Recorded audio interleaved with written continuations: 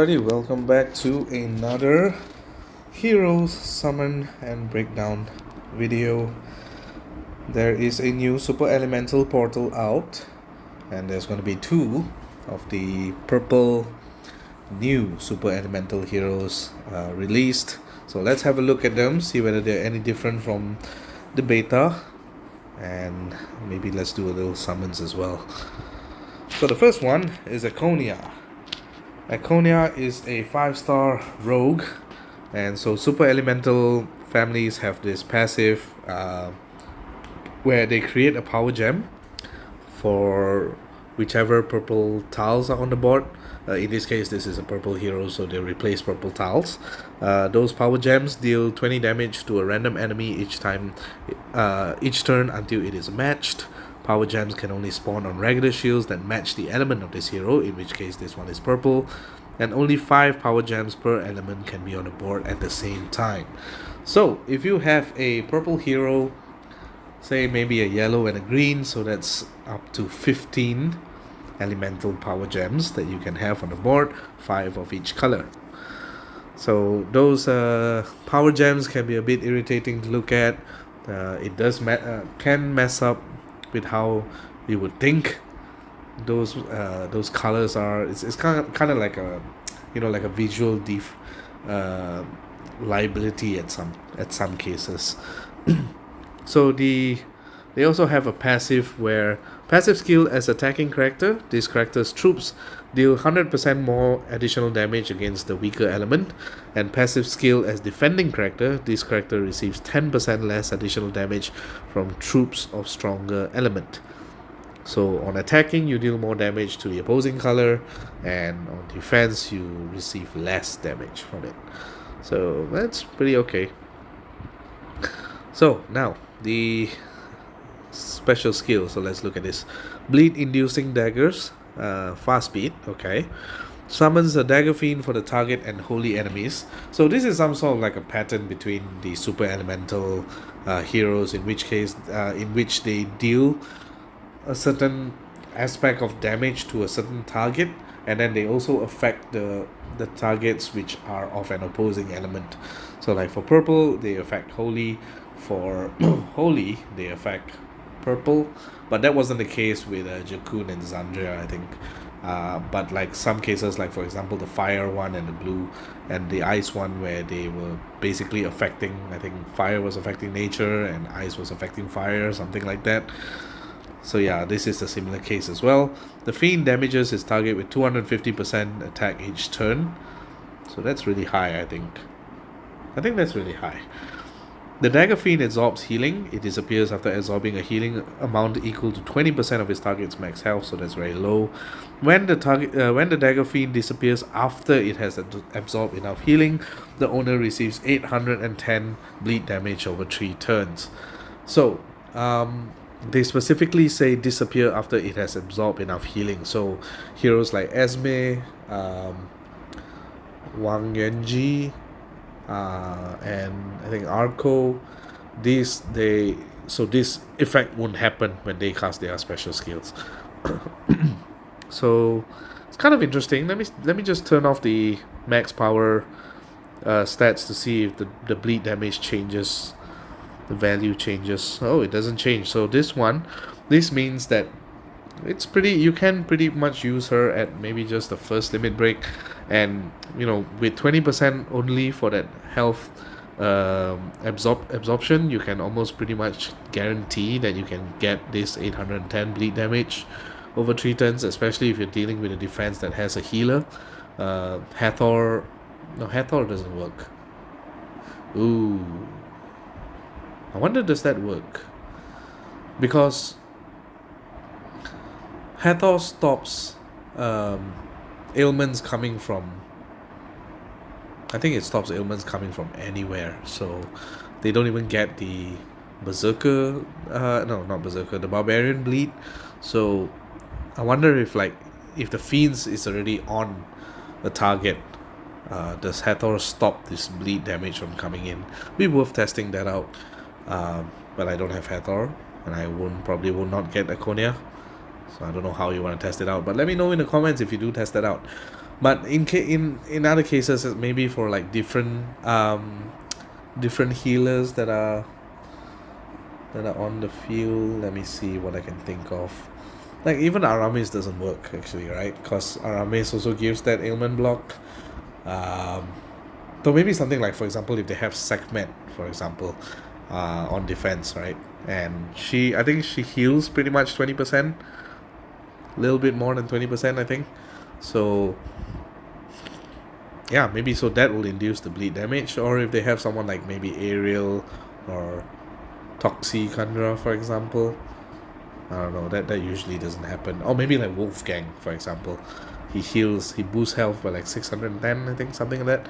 So yeah, maybe that will start the bleed damage happening. So yeah, I think this one, it's pretty situational. The fact that you would need the opposing side to have a healer. So maybe in this case, she may be good. Like for example, funnily enough, the fact that she affects holy enemies, which means like if you have something like a Salmon Loki as your tank, and they are incentivized to bring holy a holy attack team against Salmon Loki, you can kind of use Aconia at the wings or the flank. Yeah, that'd be interesting. Or you can use something like if you're going against like if you're having like an Aramis tank, for example, and you can kind of put Aconia at the flank on defense. I mean, she's pretty good. Fast speed is awesome. Like, so maybe that's how you would use her potentially on defense. The problem is then, it's pretty hard for them to. It decentivizes people from bringing holy, which means then they won't kill Aramis too fast. And then maybe that's how the defense works. I don't know. I'm doing a lot of monologuing here, but that's potentially where I see Aconia being strong from an early perception of things. It might change, but yeah.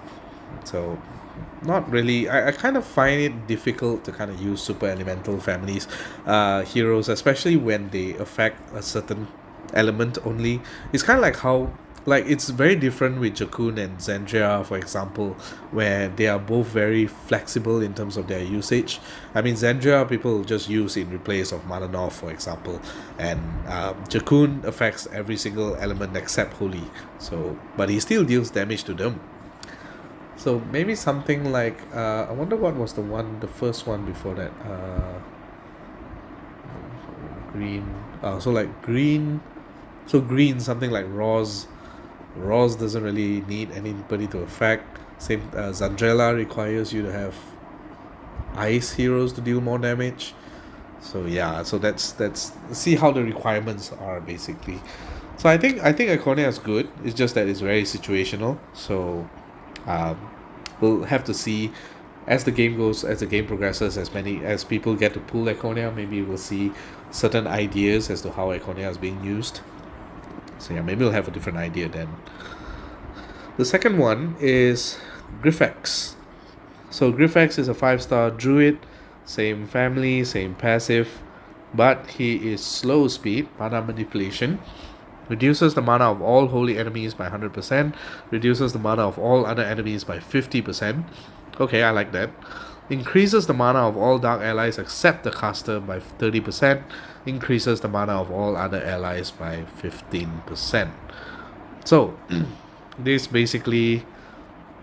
Okay, let's talk a little bit about this. I like the skill.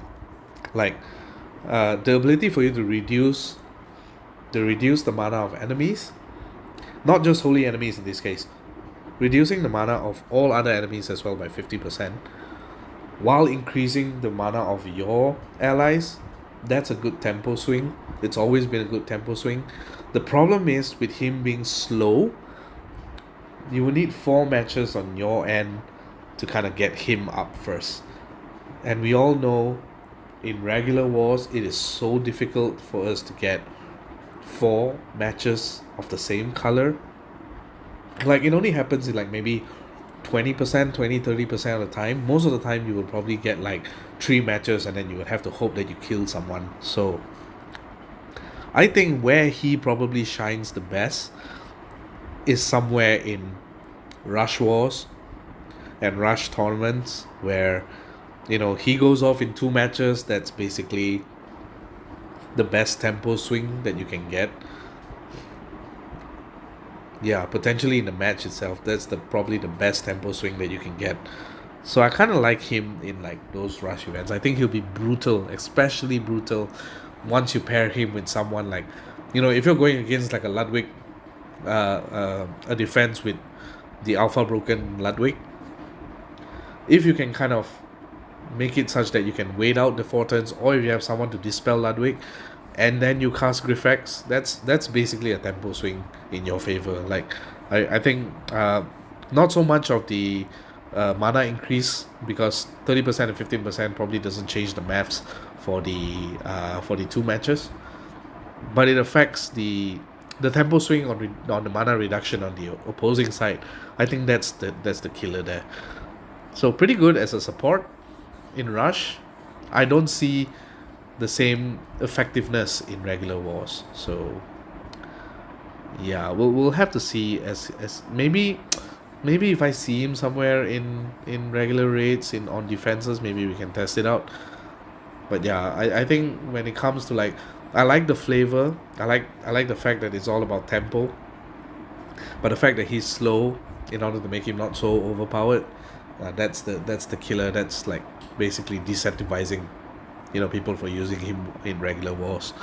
So we have 2 pulls after finishing the event. So let's maybe do a couple of summons. Wow. Yay. Let's probably need to donate some mini summon tokens for that. Okay, so let's see what we can get here. Obviously there are other featured ones here: Guardian Panther without costume, Sargasso. I think basically any purple hero that came out within the last, like before, I think they were saying like let's see, 180 days before the start of this event, so newer ones are not around. Hey, Simon Loki is here.